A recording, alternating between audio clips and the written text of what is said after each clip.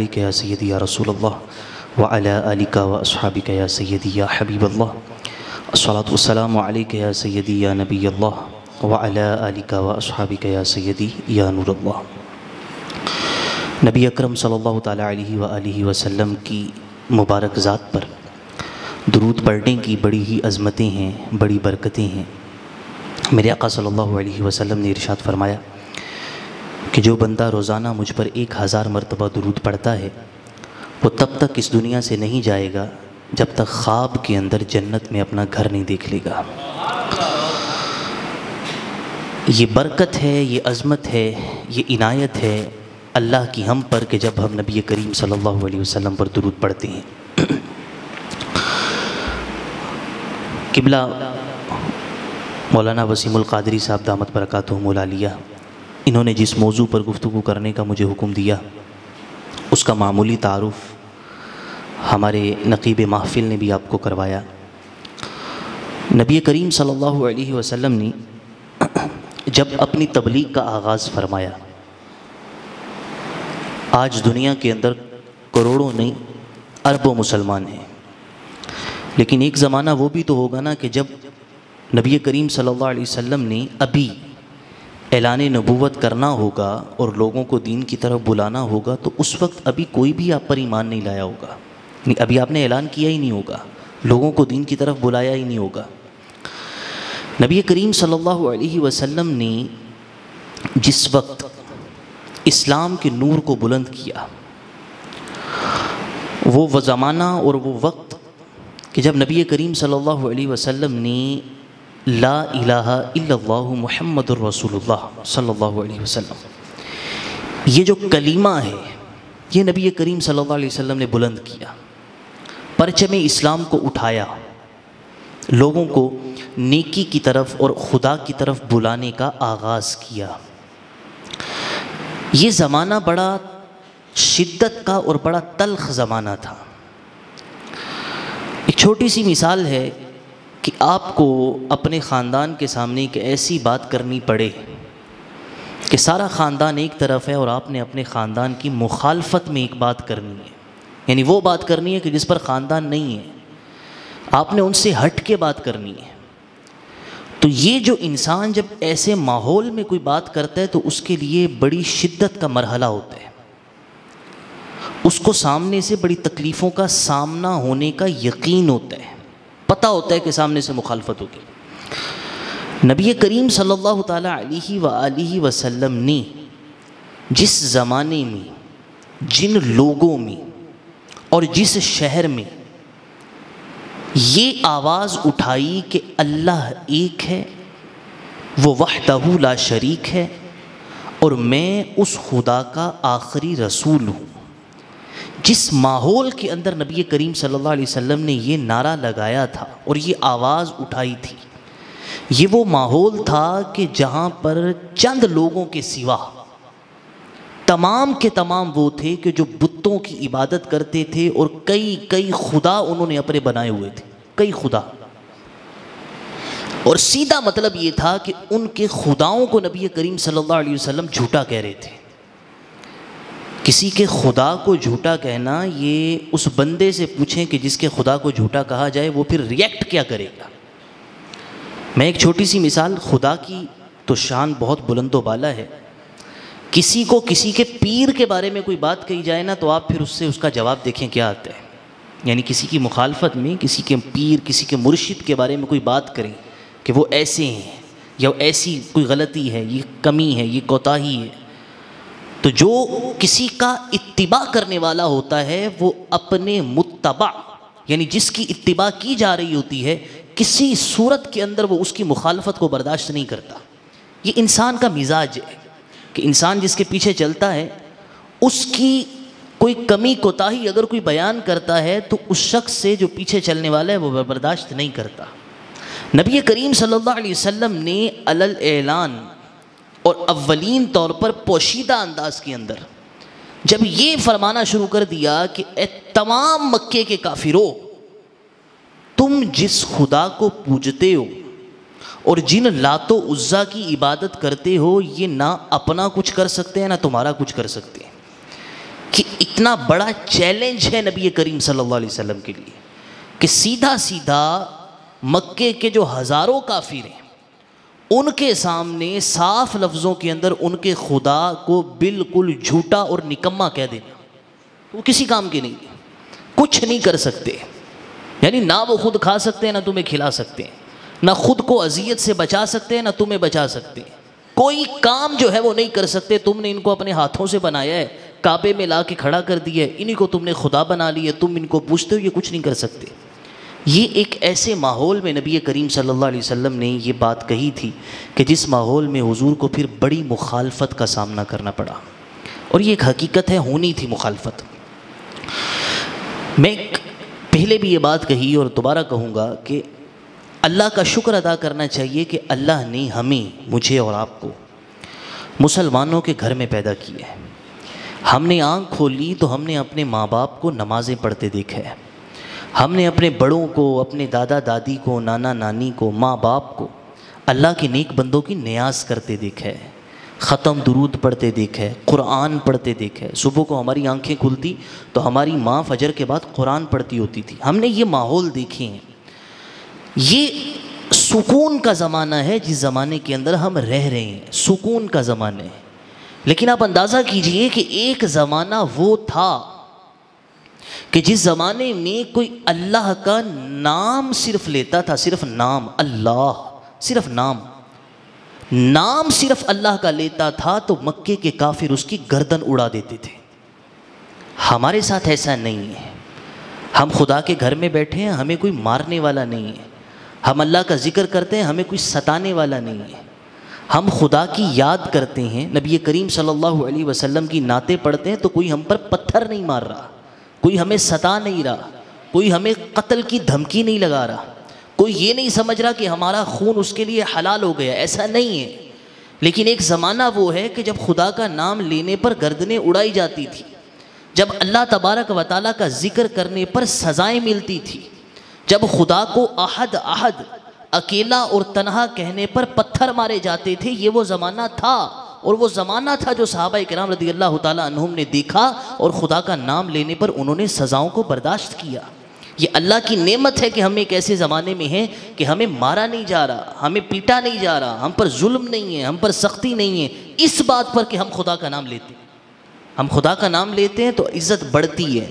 لیکن اس زمانے میں خدا کا نام لینے سے عزت تو بڑھتی تھی, مگر زمانہ جو تھا وہ مخالف ہوتا تھا. نبی کریم صلی اللہ علیہ وسلم نے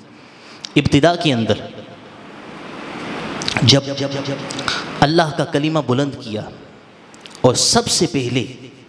طریقہ یہ تھا کہ حضور کریم صلی اللہ علیہ وسلم نے خفیہ انداز کے اندر,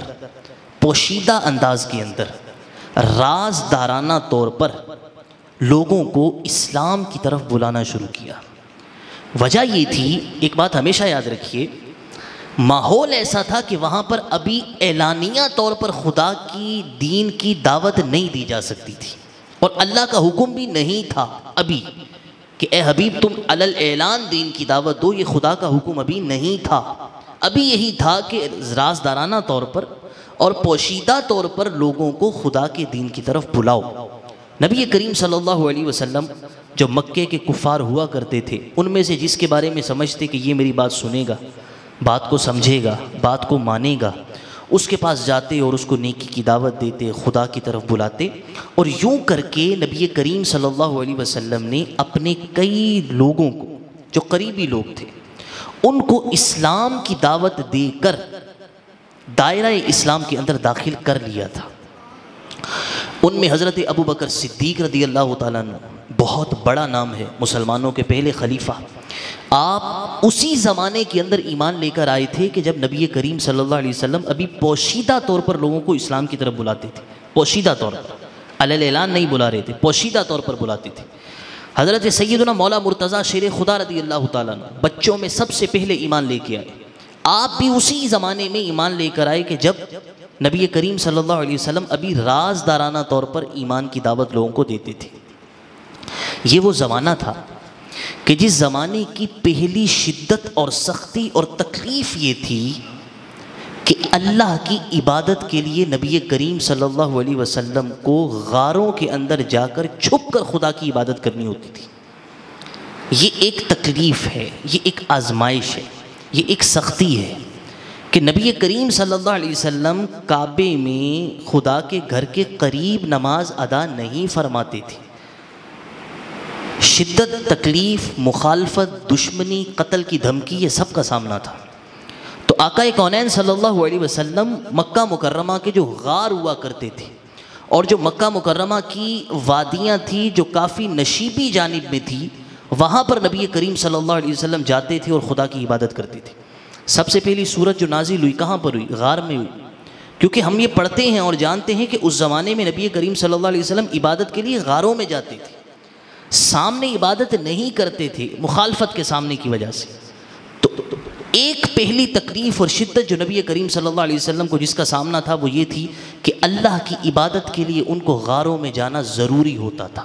اور وہ وہاں جاتے تھے اور جا کر خدا کی عبادت کرتے تھے، سامنے نہیں کر پاتے تھے۔ پھر وقت گزرتا گیا، حالات بدلتے گئے، لوگ کچھ نہ کچھ اپنے ہوتے گئے، قریبی لوگ بنتے گئے نبی کریم صلی اللہ علیہ وسلم کو۔ پھر اللہ تبارک و تعالیٰ نے یہ حکم ارشاد فرمایا۔ اللہ رب العزت قرآن پاک میں ارشاد فرماتا ہے، اور یہ آیت نبی کریم صلی اللہ علیہ وسلم پر نازل ہوئی۔ اللہ تعالیٰ نے قرآن حکیم میں ارشاد فرمایا وَأَنذِرْ عَشِيرَتَكَ الْأَقْرَبِينَ۔ ترجمہ یہ ہے، فرمایا کہ اے حبیب اپنے قریبی رشتہ داروں کو، اپنے قریبی رشتہ داروں کو اللہ کے خوف سے اور آخرت سے ڈرانے کا علل اعلان آغاز کر دو۔ اپنے قریبی رشتہ داروں کو آخرت سے ڈرانے کا، اللہ کے خوف سے ڈرانے کا اب علل اعلان آغاز کر دو۔ یعنی ابھی تک جو زمانہ تھا، جو شروع کا ٹینیور تھا، یہ وہ تھا کہ جس زمانے میں نبی کریم صلی اللہ علیہ وسلم پوشیدہ نیکی کی دعوت دے رہے ہیں، لیکن اب اللہ کا حکم یہ آ جاتا ہے کہ اب علل اعلان مکے والوں کے سامنے کھڑے ہو کر اعلان کر دو کہ اللہ ایک ہے اور میں اس خدا کا آخری نبی اور آخری رسول۔ اب یہ علل اعلان بات کرو۔ اب یہ وہ ایک ایسا فیز شروع ہوا کہ جس زمانے کے اندر نبی کریم صلی اللہ علیہ وسلم کو اب پہلے سے بڑھ کر مخالفت کا سامنا تھا۔ پہلے تھا خفیہ اور پوشیدہ انداز کے اندر معاملہ چل رہا، اندر ہی اندر سارا جو ہے نا وہ لوگوں کو نیکی کی دعوت دینا اور بٹھانا اور خدا کے دین کی باتیں بتانا، یہ سب ہو رہا تھا۔ لیکن اب خدا کا حکم یہ تھا کہ علل اعلان لوگوں کے بیچ جا کر اعلان کر دو، بالکل اعلانیہ طور پر لوگوں کو خدا کے دین کی طرف بلاؤ۔ نبی کریم صلی اللہ علیہ وسلم کو جب اللہ تبارک و تعالیٰ نے یہ حکم ارشاد فرمایا تو حضور کریم صلی اللہ علیہ وسلم نے جہاں پر رہتے تھے اس گھر کے اندر نبی کریم صلی اللہ علیہ وسلم نے مکہ مکرمہ کی برادریوں کے جو بڑے بڑے سردار تھے، قبیلوں کے جو بڑے بڑے سردار تھے، ان سب کو نبی کریم صلی اللہ علیہ وسلم نے اپنے گھر بلایا۔ بتایا نہیں کیوں بلانا ہے، بلا لیا۔ حضور کریم صلی اللہ علیہ وسلم نے سب کو اپنے گھر بلایا اور بلا کر سب کو بٹھایا، اور سیرت کی جو کتابیں ہیں بالخصوص جو طبقات ابن سعد ہے اس کے اندر یہ بات لکھی ہے کہ ان کی تعداد تقریباً 40 سے 45 تھی، یعنی 40 سے 45 قریبی بندوں کی میٹنگ نبی کریم صلی اللہ علیہ وسلم نے اپنے گھر پہ بلائی، اور یہ سارے مکے کے بڑے سردار تھے۔ سب کو اکٹھے کیا، بلایا، اور حضرت علی رضی اللہ تعالیٰ عنہ نبی کریم صلی اللہ علیہ وسلم کے ساتھ تھے اور یہ کلمہ پڑھ چکے تھے۔ نبی کریم صلی اللہ علیہ وسلم نے حضرت علی رضی اللہ تعالیٰ عنہ سے ارشاد فرمایا کہ علی جو مہمان آئے ہیں ان کے لیے کھانا بناؤ۔ حضرت علی رضی اللہ تعالیٰ عنہ نے کھانا پکایا۔ کھانا جو پکایا وہ کھانا صرف اور صرف ایک بندے کا تھا۔ کھانا کتنے بندوں کا تھا؟ ایک بندے کا، اور مہمان ہیں تقریباً 45 کے قریب۔ نبی کریم صلی اللہ علیہ وسلم نے جب پوچھا حضرت علی رضی اللہ تعالیٰ عنہ سے کھانے کا، تو آپ نے فرمایا کھانا پک چکا ہے اور چھوٹی ہنڈیا ہے۔ حضور کریم صلی اللہ علیہ وسلم نے جو ہنڈیا تھی اس کے اندر سے ایک بوٹی کو نکالا اور اپنے دانت مبارک سے اس بوٹی کو نوچا، اور نوچ کر دوبارہ اس بوٹی کو آپ نے اس ہنڈیا کے اندر ڈال دیا۔ روایات میں ہے کہ وہ جو ایک بندے کا کھانا تھا وہ سارا کھانا 45 کے 45 بندوں نے کھایا اور ہنڈیا کے اندر کھانا اسی طرح باقی تھا۔ 45 افراد نے وہ کھانا کھا لیا اور کھانا اس ہنڈیا کے اندر اسی طرح باقی تھا۔ یہ منظر ان کافروں نے بھی دیکھا، کیونکہ جو طعام تھا، جو کھانا تھا، وہ سامنے تھا، لیکن وہ یہ سمجھ رہے تھے کہ یہ کھانا تھوڑا ہے، مگر سب نے کھایا اور کھانا مکمل نہیں ہوا۔ تو یہ معاملہ دیکھنے کے بعد ان بدبختوں نے، اور بالخصوص ان میں جو ابو لہب تھا، اس نے یہ بات کہنا شروع کی کہ معاذ اللہ ثم معاذ اللہ، یہ جو نبی ہیں یہ جادوگر ہیں، یعنی یہ جادو کرتے ہیں کہ ایک کھانا کہ جو ایک بندے کو کفایت کرے، انہوں نے پتہ نہیں کیا کیا ہے کہ وہ ایک بندے کا کھانا 45 بندے کھا گئے اور کھانا ویسے کا ویسے ہی ہے۔ تو یہ وہ ایک تانا تھا جو وہ کافر نبی کریم صلی اللہ علیہ وسلم کو دیتے تھے اور حضور کا دل دکھاتے تھے۔ حالانکہ ایک بندے کا کھانا جو نبی کریم صلی اللہ علیہ وسلم کی برکت سے 45 کو مکمل کھانے میں آ گیا، یہ حقیقت کے اندر نبی کریم صلی اللہ علیہ وسلم کا معجزہ تھا، یہ حضور کا معجزہ تھا۔ لیکن وہ بدبخت ایسے تھے کہ حضور کریم صلی اللہ علیہ وسلم کے معجزے کو جادو سے تعبیر کرتے تھے۔ حضور جو نیا کر کے دکھاتے کہ جو عقل کے خلاف ہوتا تھا، وہ تمام کی تمام چیزوں کے بارے میں وہ یہ کہہ دیا کرتے تھے کہ یہ تو جادو ہے، یہ تو ساحر ہے۔ قرآن پاک میں اللہ تبارک و تعالیٰ نے ارشاد فرمایا کہ یہ کافر نبی کریم صلی اللہ علیہ وسلم کے بارے میں کہا کرتے تھے کہ یہ ساحر ہے، یعنی یہ سحر کرتا ہے، یہ جادو کرتا ہے۔ اور نبی کریم صلی اللہ علیہ وسلم کے متعلق جو وہ اللہ کی عطا سے معجزات دکھایا کرتے تھے، وہ حضور کا دل دکھاتے تھے، اور حضور کریم صلی اللہ علیہ وسلم کو ساحر اور جادوگر کہا کرتے تھے۔ نبی کریم صلی اللہ علیہ وسلم نے جب ان کو کھانا کھلایا، کھانا کھلانے کے بعد حضور کریم صلی اللہ علیہ وسلم نے ان سے کہا کہ تمہیں جو یہاں پر بٹھانے اور بلانے کا مقصد ہے وہ یہ ہے کہ میں تمہیں یہ بتاؤں کہ جن کی تم عبادت کرتے ہو، لات اور عزا اور دیگر جتنے بت تم نے کعبے میں رکھے ہیں، اور جن کی تم عبادت کرتے ہو جو طائف میں پڑے ہیں اور ادھر ادھر کے علاقوں کے اندر جو تم نے اپنے بڑے بڑے بت رکھے ہیں، میں یہ تمہیں کہتا ہوں کہ یہ سارے کے سارے بت جن کی تم عبادت کرتے ہو یہ جھوٹے ہیں، اور سچا صرف اللہ وحدہ لا شریک ہے۔ میں تمہیں یہ دعوت دیتا ہوں، میں یہ اعلان کرتا ہوں، میں تمہیں آخرت کی طرف بلاتا ہوں، میں تمہیں خدا کی طرف بلاتا ہوں، میں آخرت کے عذاب سے تمہیں ڈراتا ہوں، اور یہ کہتا ہوں کہ جتنے بت ہیں یہ سب جھوٹے ہیں، اور اللہ وحدہ لا شریک جو ہے وہ تنہا اس کی ذات ہے جو سچی ہے، اور میں اس خدا کا آخری نبی اور آخری رسول ہوں۔ ان بدبختوں نے جب یہ بات سنی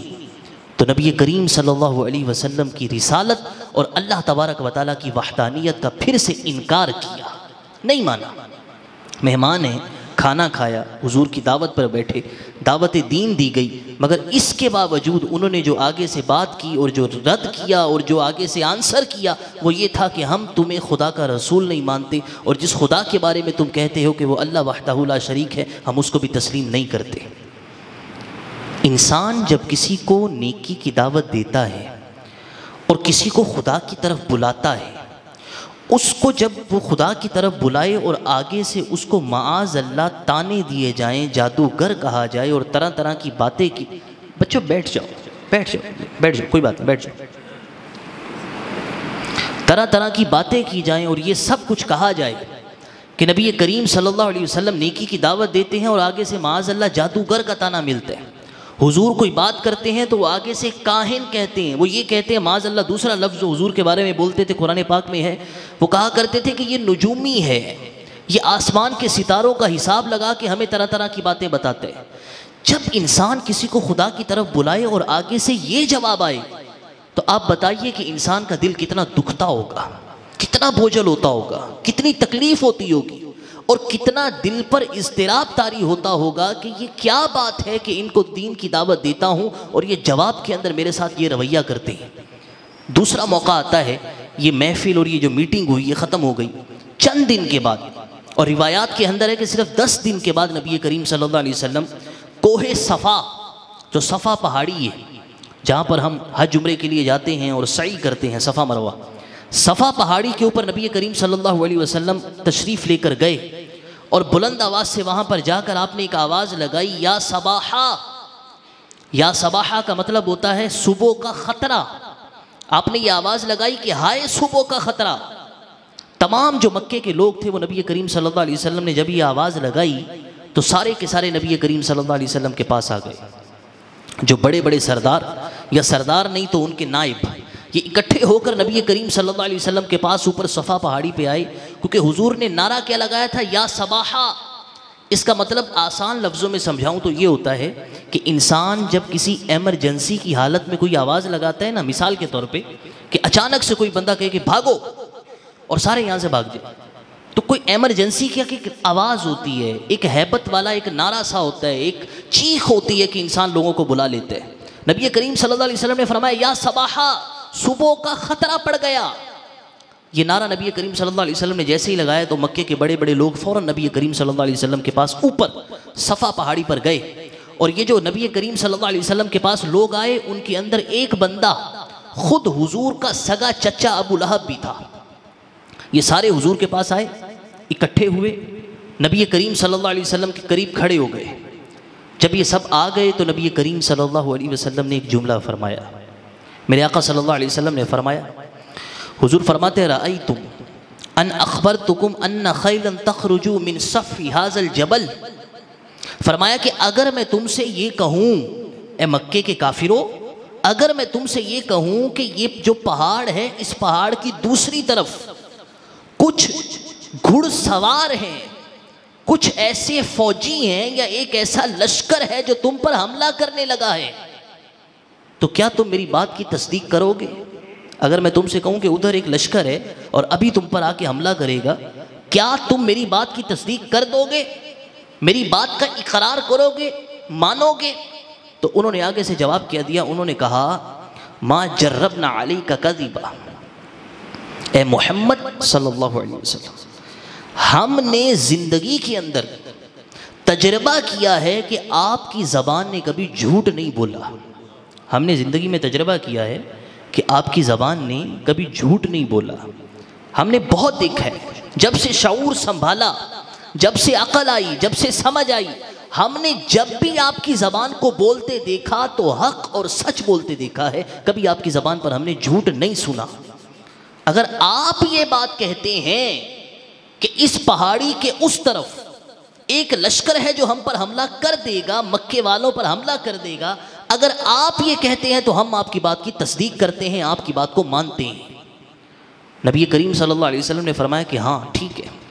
اگر تم مجھ پر اتنا یقین رکھتے ہو اور تمہیں میری زبان پر اتنا اعتبار ہے کہ میں نے کبھی جھوٹ نہیں بولا اور نہ بولتا ہوں نہ بولوں گا، اور تم مجھے سچا اور صادق اور امین سمجھتے ہو، تو میں تم کو یہ دعوت دیتا ہوں اور تم کو یہ کہتا ہوں کہ اللہ ایک ہے، وحدہ لا شریک ہے، اور میں محمد صلی اللہ علیہ وسلم اس اللہ کا آخری رسول ہوں، میری یہ بھی بات مان لو۔ جب نبی کریم صلی اللہ علیہ وسلم نے یہ بات کی، وہ بدبخت آگے سے پھر وہی، جب حضور نے پچھلی بات سے ان کو تیار کر لیا،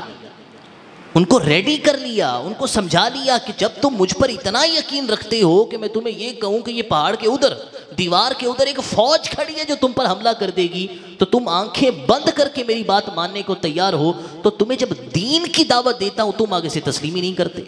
جب تمہیں میں یہ کہتا ہوں کہ اللہ ایک ہے، یہ لات و عزا جن کی تم عبادت کرتے ہو یہ جھوٹے ہیں، خدا وحدہ لا شریک ہے اور میں اس کا آخری رسول ہوں، جب یہ بات کہتا ہوں تم تسلیم نہیں کرتے۔ ان لوگوں نے آگے سے پھر سے انکار کیا۔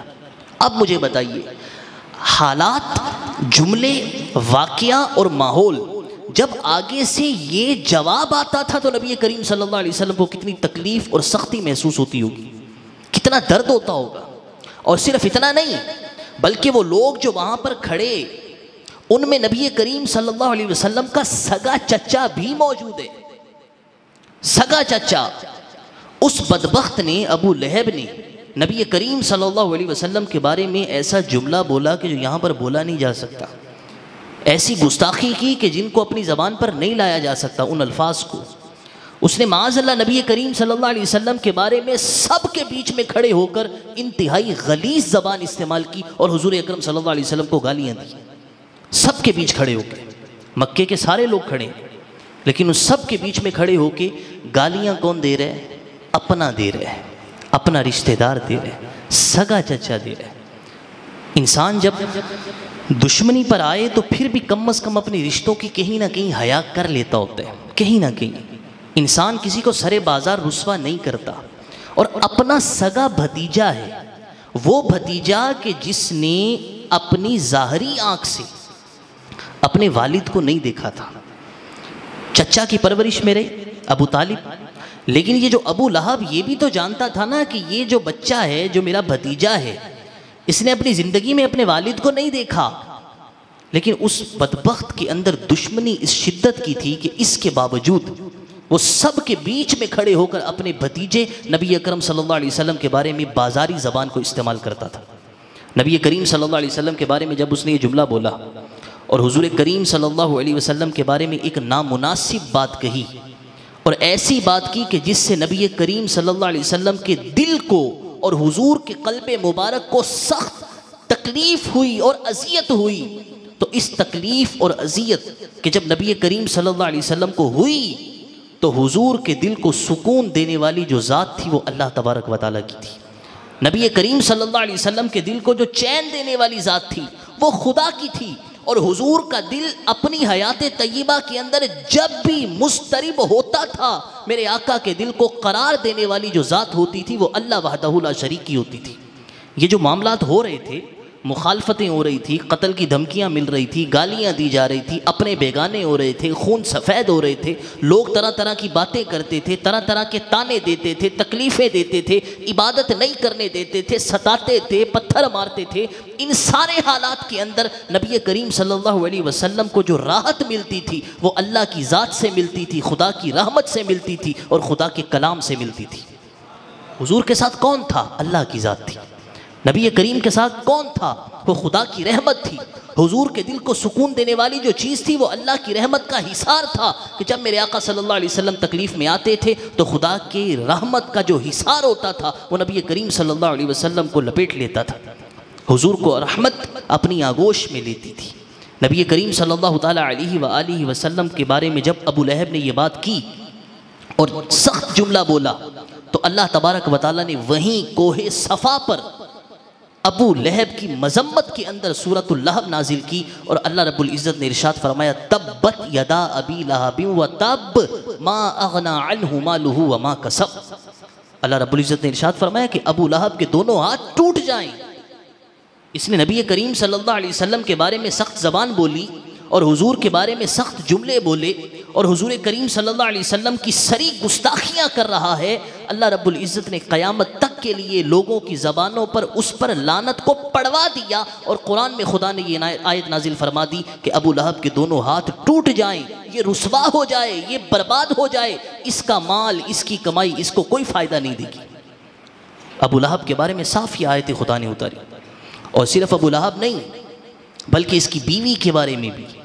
اللہ تبارک و تعالیٰ نے اسی صورت کے اندر اس کی مذمت کو بیان کیا۔ وَامْرَأَتُهُ حَمَّالَةَ الْحَطَبِ، اور فرمایا کہ اس کی جو بیوی ہے، کس کی بیوی؟ ابو لہب کی بیوی۔ ابو لہب کی جو بیوی ہے وہ کون؟ جو لکڑیاں اٹھانے والی ہے۔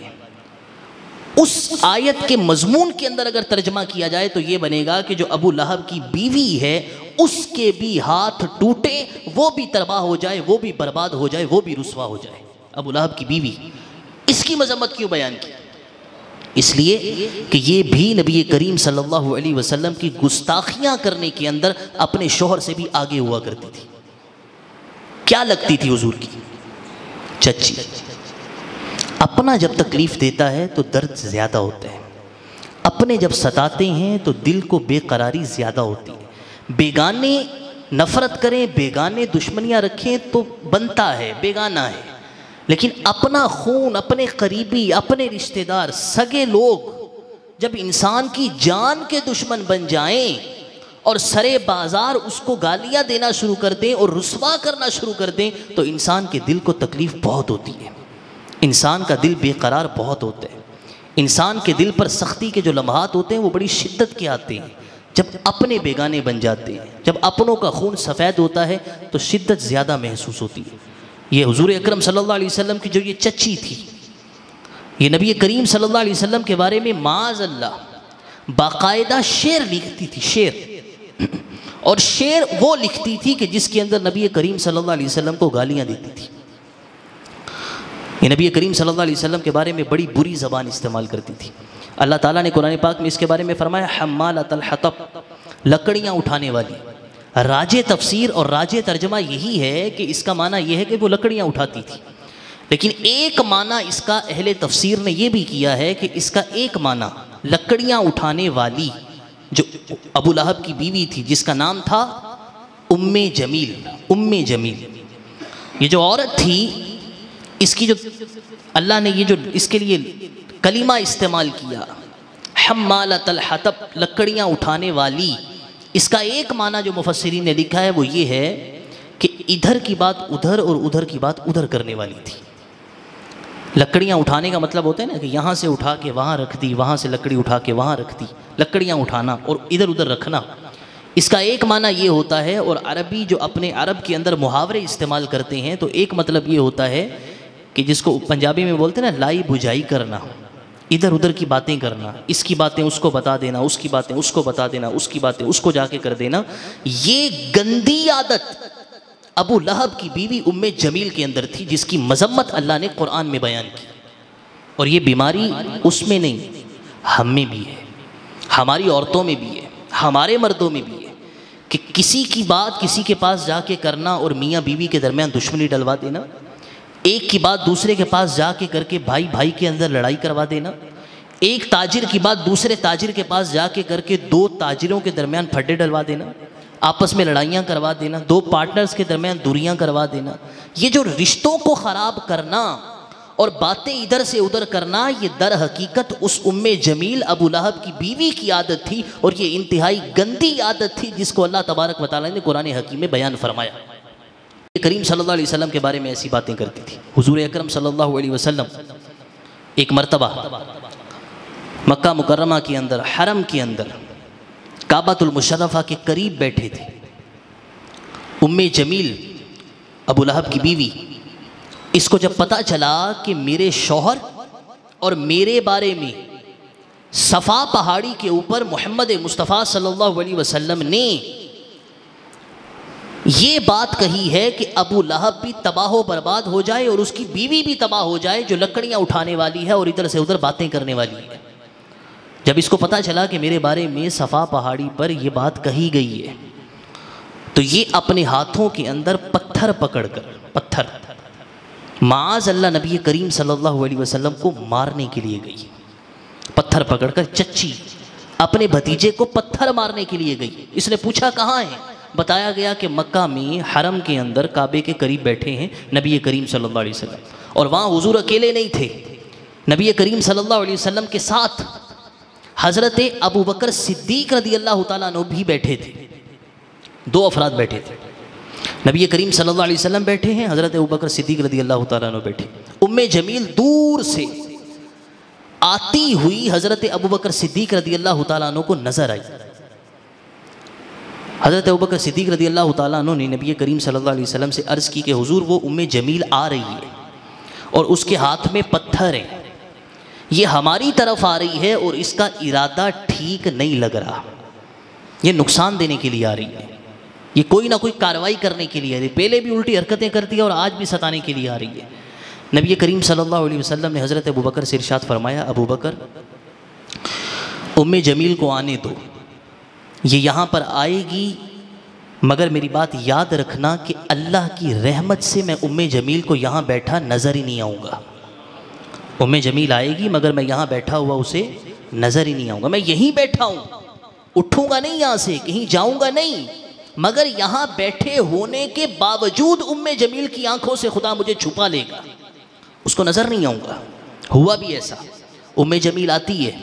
حضرت ابوبکر صدیق رضی اللہ تعالیٰ عنہ کے پاس آ کے کھڑی ہو جاتی ہے اور پاس کھڑی ہو کر پوچھتی ہے کہ بتاؤ محمد صلی اللہ علیہ وسلم کہاں ہیں؟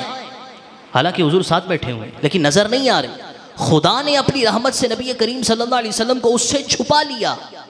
وہ پوچھتی ہے کہاں ہیں؟ حضرت ابوبکر صدیق رضی اللہ تعالیٰ عنہ نے کوئی جواب نہیں دیا۔ اس نے پھر اگلا سوال کیا، اس نے کہا کہ مجھے یہ پتا چلا ہے کہ ابھی کچھ دن پہلے کوہ صفا کے اوپر، جو صفا پہاڑی ہے، اس کے اوپر مجھے یہ پتا چلا ہے کہ محمد نے میرے اور میرے شوہر کے بارے میں یہ کہا ہے کہ ابو لہب کے ہاتھ تباہ و برباد ہو جائیں، ٹوٹ جائیں، وہ رسوا ہو جائے اور اس کی بیوی بھی ساتھ میں رسوا ہو جائے، اس نے ایسا کہا ہے۔ تو حضرت ابوبکر صدیق رضی اللہ تعالیٰ عنہ نے بڑا حکمت والا جواب دیا، ایسا جواب دیا کہ راستہ بدل لیا۔ حضرت ابوبکر صدیق رضی اللہ تعالیٰ عنہ نے بڑا حکمت سے بھر کر جواب یہ دیا، فرمایا کہ اے ام جمیل، جو بات تم کہہ رہی ہو کہ محمد نے تمہارے بارے میں یہ بات کی، کہا محمد صلی اللہ علیہ وسلم نے تمہارے بارے میں یہ نہیں کہا، بلکہ محمد کے خدا نے تمہاری اور تمہارے شوہر کی مذمت بیان کی ہے۔ محمد نے نہیں کی، وہ تو خدا نے بیان فرمائی ہے۔ اللہ تبارک و تعالیٰ نے قرآن میں یہ بیان کر دیا ہے کہ ابو لہب بھی تباہ و برباد ہو جائے اور اس کی بیوی بھی تباہ و برباد ہو جائے۔ یہ وہ مذمت اور تکلیف کا سامنا اور مرحلہ تھا جو نبی کریم صلی اللہ علیہ وسلم کے سامنے تھا۔ اس کے بعد حضور کریم صلی اللہ علیہ وسلم پر جب مسلسل قتل کی دھمکیاں تھیں، قتل کی دھمکیاں، اور یہ ہوتا ہے انسان جب مخالفت پر آتا ہے، اور بالخصوص وہ اس بندے کی مخالفت کر رہا ہو کہ جو ان کے خدا کو جھوٹا کہہ رہے، تو قتل کی دھمکیاں مسلسل نبی کریم صلی اللہ علیہ وسلم کو ملتی رہتی تھی۔ ہجرت کی رات جب نبی کریم صلی اللہ علیہ وسلم نے مکہ کو چھوڑ کر مدینہ گئے، حضور نے مکہ کو خیر آباد کہا اور مکہ کو چھوڑا اور ہجرت کی اور مدینہ منورہ تشریف لے کر چلے گئے، اس رات بھی نبی کریم صلی اللہ علیہ وسلم کے قتل کا منصوبہ بنایا جا چکا تھا، اور اس سے پہلے کئی مرتبہ کافر مل کر کئی مرتبہ یہ طے کر چکے تھے کہ ہم نے اس شخص کو قتل کرنا ہے۔ آپ کے جو چچا تھے ابو طالب، کئی مرتبہ ان سے یہ بات کہی تھی کہ اپنے بھتیجے کو ہمارے حوالے کر دو،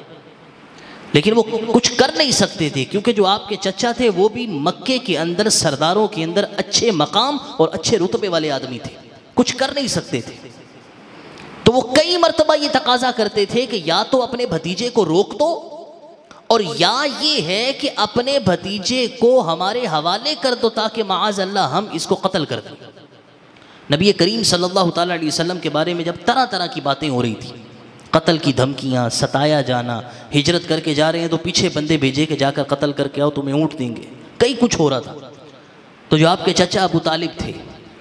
انہوں نے ایک مرتبہ نبی کریم صلی اللہ علیہ وسلم کو اپنے قریب بٹھایا اور بٹھا کر فرمایا کہ اے محمد صلی اللہ علیہ وسلم، مجھے تم بڑے لاڈلے ہو، بڑے پیارے ہو، بڑے عزیز ہو، بچپن سے تمہیں پال رہا ہوں، جوان ہو گئے اور تم سے بڑی محبت ہے، بہت محبت ہے، اور بے پناہ محبت تھی ابو طالب کو نبی کریم صلی اللہ علیہ وسلم سے، اور حضور بھی بڑی محبت کرتے تھے، بہت محبت فرماتے تھے۔ چچا نے اپنے بھتیجے سے کہا کہ اے بھتیجے، تم سے اتنا پیار ہے کہ میں بتا نہیں سکتا، لیکن جب یہ مکے والے تمہارے قتل کی بات کرتے ہیں تو مجھے سخت وحشت ہونا شروع ہو جاتی ہے، ڈر لگتا ہے کہ کہیں تمہیں نقصان نہ دے دیں، تمہیں تکلیف میں نہ ڈال دیں، میرے لیے کہیں پریشانی نہ پیدا کر دیں، تمہیں نقصان دے کر مجھے ڈر لگتا ہے۔ اگر تم ایسا کرو کہ تم کلمہ پڑھ چکے ہو، ماشاءاللہ مسلمان ہو، سب ہے، اور جس نے تم پر کلمہ پڑھ کے ایمان لانا تھا وہ بھی ایمان لے آئے، مزید اعلانیہ طور پر لوگوں کو اسلام کی طرف نہ بلاؤ، جو ایمان لے آئے ٹھیک ہے،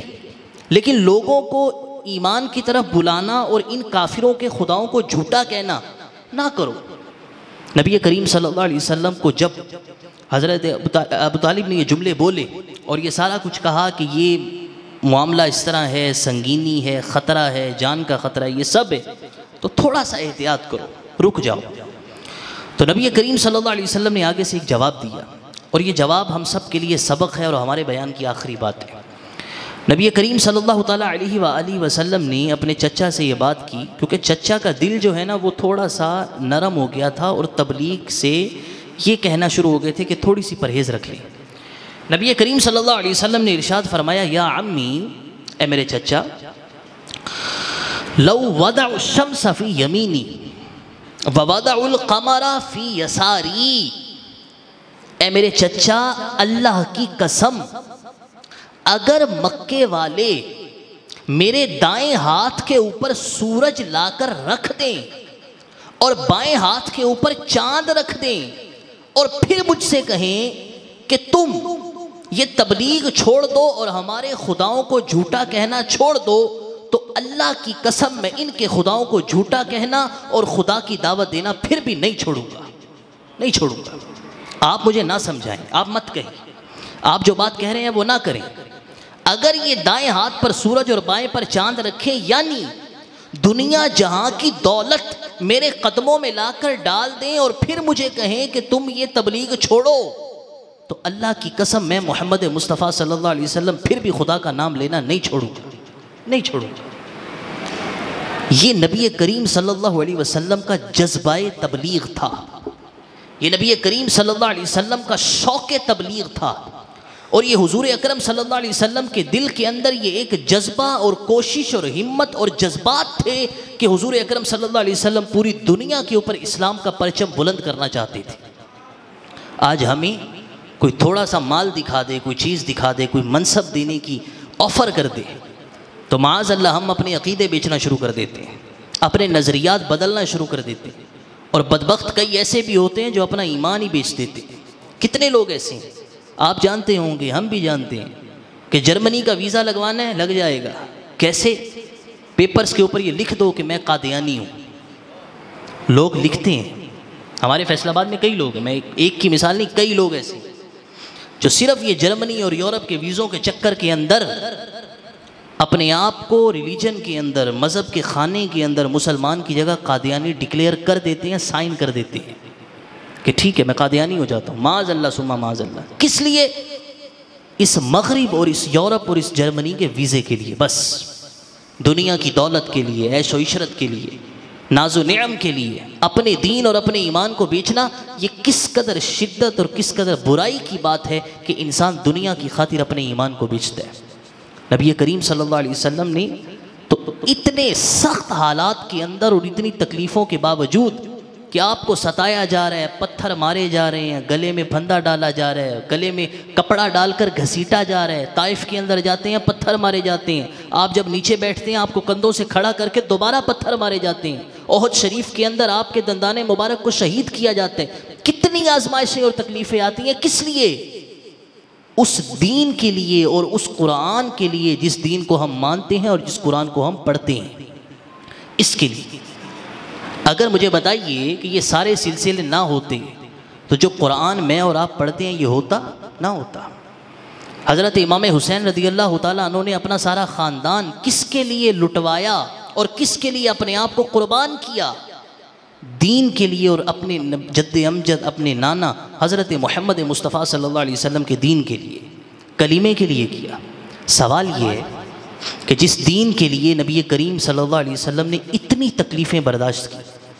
کہ آپ کے کھانے کے اندر غلاظت کافر ڈال دیا کرتے تھے، کھانے کے اندر کھانا پکڑا ہوتا تھا غلاظت ڈال جاتے تھے، حضور سجدہ کرتے تھے آ کر اوجھڑی اوپر پھینک کے معاذ اللہ چلے جاتے تھے، طرح طرح کی تکلیفیں، طرح طرح کی تکلیفیں، لیکن حضور نے ہمت ہاری نہیں بلکہ خدا نے حضور کی ہمت کو اور بلند کیا،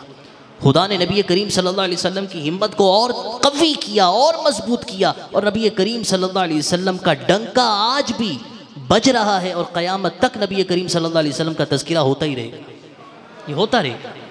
انہوں نے محنت کی، انہوں نے برداشت کیا، انہوں نے ساری چیزوں کو فیس کیا، سروائیو کیا، سب کچھ کیا، کس کے لیے؟ دین کے لیے، اور اس دین کے لیے آج ہمارے پاس ذرا سا بھی وقت نہیں ہے۔ ہم تک نمازیں پہنچائی، ہم تک قرآن پہنچایا، ہم تک دین پہنچایا، نہ ہم نے دین پڑھا، نہ ہم نے نمازیں پڑھی، نہ ہم نے قرآن سمجھا، نہ ہم نے قرآن پڑھا، نہ پڑھنا سیکھا، کچھ نہیں آتا۔ یہ قابل غور اور قابل افسوس بات ہے کہ جس دین کے لیے اتنی تکلیفیں نبی کریم صلی اللہ علیہ وسلم برداشت کر رہے ہیں، محاصرہ کیا گیا، شاب ابی طالب کے اندر محصور کیا گیا، طرح طرح کی مصیبتیں آئیں، ان سب کے باوجود نبی کریم صلی اللہ علیہ وسلم کا جو دین ہم تک آیا ہے، ہمیں پتہ بھی ہے کتنی سختیوں کے ساتھ ہم تک یہ دین پہنچا ہے، مگر ہم اس دین کے قدردان نہیں ہیں۔ ان نبی کریم صلی اللہ علیہ وسلم پر ایک بہت بڑی جو شدت کا مرحلہ وہ یہ بھی تھا کہ حضور کریم صلی اللہ علیہ وسلم کو اپنا شہر چھوڑنا پڑا، اپنا شہر چھوڑنا پڑا۔ یہ آسان نہیں ہوتا،